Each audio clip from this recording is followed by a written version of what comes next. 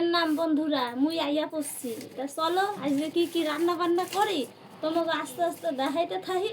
তা একবারে খাবার রেডি কইরা থালায় পরিবেশন কইরা তারপরে তোমাকে দেখাবো। হানে তা তোমরা ততক্ষণ অপেক্ষা কইরা থাকো মোর ভিডিওটা কখন আপলোড হয়, ঠিক আছে?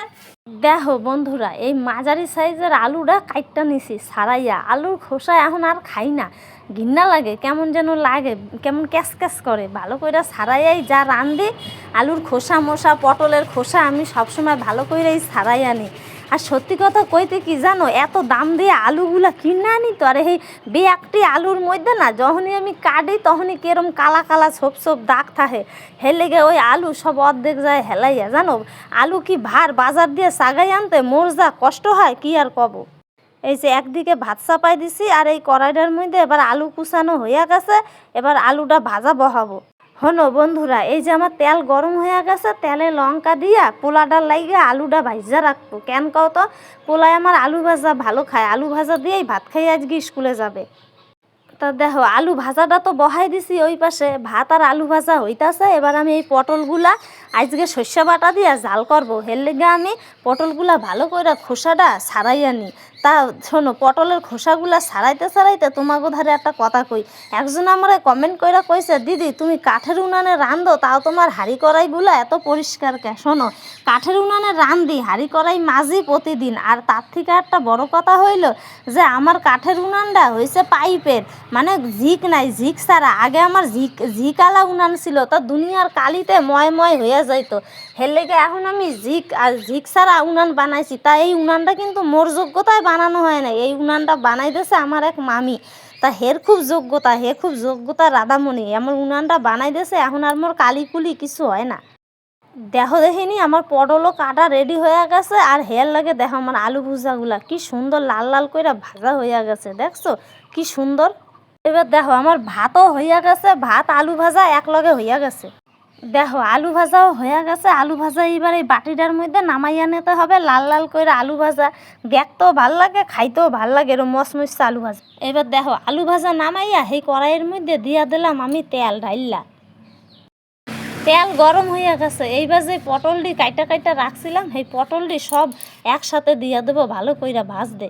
এইবার তেলটা তো একটু বেশি দিছিলাম, হেলেগা পটলের মধ্যে একবারে লবণ হলুদ দিয়া একবারে লাইরা সাইরা জমের মতন লাড়া লাইরা ভালো করে হলুদ তেল আর লবণটা যেন সব পটলের গায়ে লাগে হেরমভাবে মুই একবারে লাড়তে লাড়তে সব লাগাইয়া হেলাইছি। তারপরে লাইগা ভালো করে আস্তে আস্তে জাল দিয়া এইয়া ভাজতে লাগবে। পটল তো একটু টাইম লাগবে ভাজতে। দেখো মোর পটলটি কেমন লাল লাল করে ভাজা হয়ে গেছে। এইবার এই আস্তে আস্তে করে আমার এই পটলটি আর একটু ভালো করে ভাজা লাগবে। যেগুলা ভাজা হয় না সেগুলার একটু ভাজা হইতে থাক।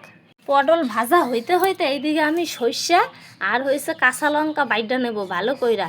কেন কও তো, এর মধ্যে আর কোনো মশলা দেবো না, খালি সর্ষে বাটা আর কাঁচা লঙ্কা দেবো। তবে হ্যাঁ, এই সর্ষেটা কিন্তু বাজার দিয়ে কিনি নাই, আমাগো জমির সর্ষে। আমরা কিন্তু তেল কিনা খাই না, আমাগো গানির তেল খাই, বুঝলা? একবারে খাঁটি সর্ষার তেল দিয়া খাঁটি সর্ষে দিয়া বানাবো হেয়া আজকে সর্ষে পটল। আর শোনো, জমির তেল, জমির খাঁটি সর্ষে, হেয়ার স্বাদই আলাদা। এই তেল দিয়া যদি আমি সর্ষে পটল বানাই কি সর্ষে ইলিশ বানাই, যা স্বাদ লাগে।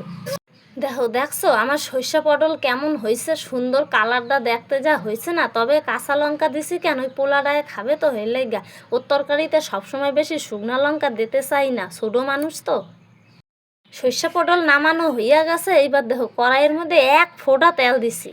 আরে বাবা, তোমরা ভাববা এক ফোঁটা তেলের মধ্যে কি করবে? আরে তরকারি রানবো না, এর মধ্যে একটু ভাজা জিরা একটু ভাজা নেবো তরকারির মধ্যে দিতে। আর একখান পদ হবে তো, সেই পদে আমার একটু ভাজা জিরা লাগবে। হের লেগে অল্প তেলে ভাজা জিরাটা আমি ভাজা নিলাম।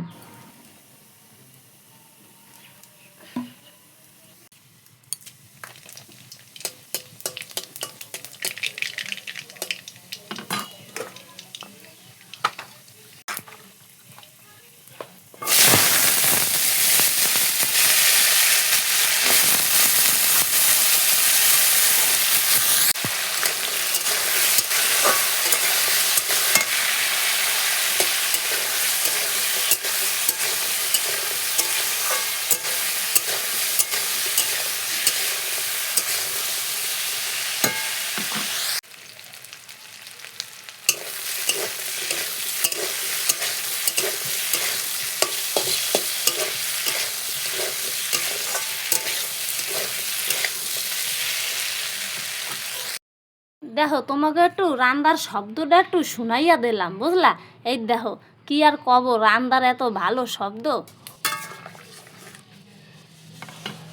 শোনো, এই ঝোল তরকারিটার মধ্যে বিশেষ কোনো কিছুই দি নাই, কিন্তু খাইতে হবে দারুণ।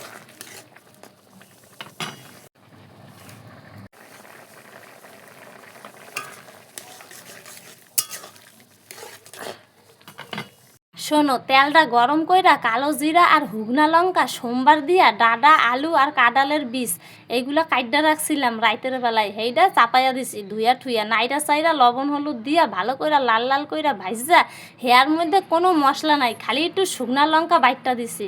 তারপরে সেইটা বাডার দিয়া ভালো কইরা কষাইয়া দিয়া দিছি গরম জল, আর আমার তরকারি একবারে রেডি, বুঝলা? কি আর কব, এই দেখো দেখছো কত সুন্দর মোর কালারটা হয়েছে। তাই আজকে এই পটল ভাপা, আলু ভাজা আর এই ডাডা আলু আর কাঁঠালের তরকারি, কাঁঠালের বীজ দিয়া তরকারি রাঁধছি। তা কেমন হইলো রেসিপি তা তোমরা জানো, একটু ভালো কইরা কইও, একটু কমেন্ট দিও। আর এই হাতে দিছিলাম আলু সেদ্ধ, হেয়ার লাগে এই যে কাঁচা লঙ্কা আলু সেদ্ধ ভালো কইরা মুই মাইখা নেব, বুঝলা? কেন কত আজকে তো আমাকে নিরামিষ সোমবার, হেয়ার লাগে আজকে আর বেশি কিছু রান্ধি নাই। তা যা রাঁধছি তোমাকে হেয়াই দেখাইলাম।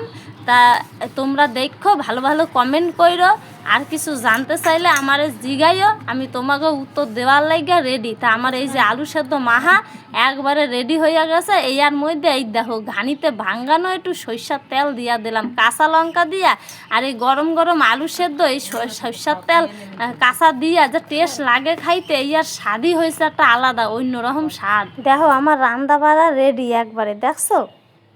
গরম গরম ভাত, আর তার সাথে দিছি আলু ভাজা, পটল ভাপা আর ওই ডাটা আলু আর কাঁঠালের বীজের তরকারি। তা কি কব বন্ধুরা, এইয়া দিয়াই সবাই আজকে একবারে সোনা সোনা করে খাইয়া হেলাবে।